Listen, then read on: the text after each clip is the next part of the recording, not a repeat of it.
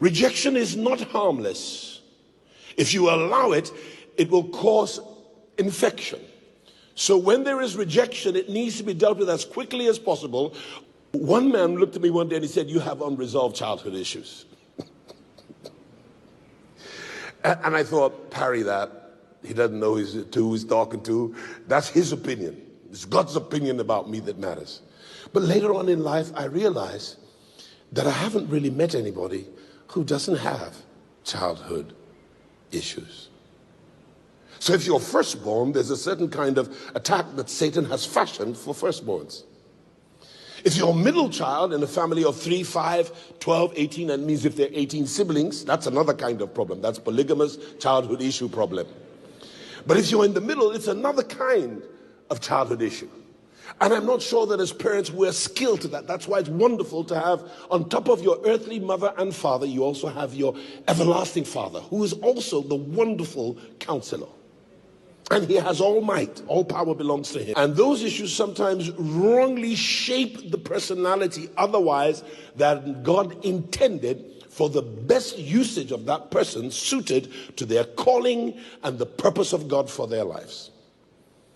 So God wanted her to be bold. God wanted him to be courageous. God wanted the other one to have good self-image and wanted that one to have a good sense of integrity and another to have a personality of honesty and sincerity. But instead, deprivation, abuse, molestation, starvation, rejection came into their hearts and their lives, and some became timid, some became brazen, some became callous, some became superior in their mind because they had a deep sense of inferiority inflicted upon them by abuse in their lives.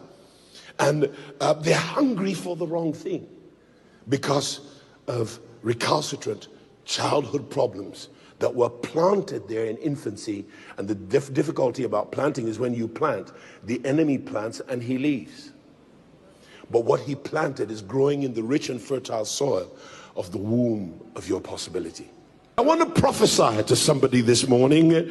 Your history of rejection and its negative impact is not your destiny. Please give me a witness.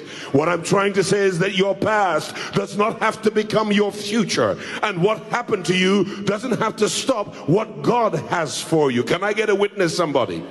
In Psalm 118 verse 22, Matthew 21 verse 42, Mark 12 and verse 10, a common thread in this statement appearing in all three scriptures is that the stone that the builders rejected has become the chief of the corner. Rejection may make you poor of feeling around mankind, but it is what God is attracted to. The folk that men said couldn't make it, the folk that men said wouldn't rise, the folk that men said couldn't be blessed, the folk that men said God can't do anything with you. That's exactly who God is interested in. So all of us who have been through some kind of rejection, and we're suffering this nationally because of our pariah status and the fact that we have become a proverb and a byword and fallen from such lofty heights far ahead of Malaysia, Indonesia, Singapore and the likes, but because of misleadership and bad governance, what is literally what you call citizen abuse. Rejection is not a proper assessment of your value. It might be a misassessment of somebody who does not respect and recognize that if God made you, you are fearfully and wonderfully made. And they can't see all your value because God hid the value from plain sight until he's ready to use it. Give me a witness, somebody. Look at three people around you and tell them you have no idea what God put inside of you and me.